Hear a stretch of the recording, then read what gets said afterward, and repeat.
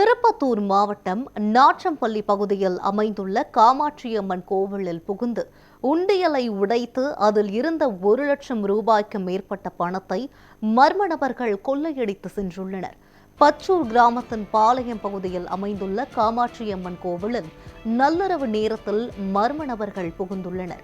அவர்கள் கோவிலில் வைக்கப்பட்டிருந்த கடப்பாறை போன்ற ஆயுதத்தை பயன்படுத்தி உண்டியலை உடைத்து அதில் இருந்த 1,00,000 ரூபாய்க்கு மேற்பட்ட பணத்தை கொள்ளையடித்து உள்ளனர்.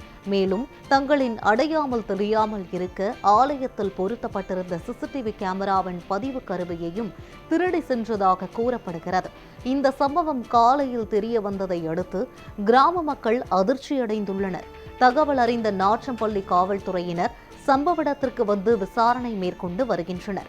இதுபோன்று கடந்த மாதமும் இந்த பகுதியில் உள்ள வீடுகளில் நுழைந்த மர்ம நபர்கள் கத்தியை காட்டி மிரட்டி தாக்குதல் நடத்தி திருட முயன்ற சம்பவங்கள் நடந்ததாக தெரிவிக்கின்றனர்.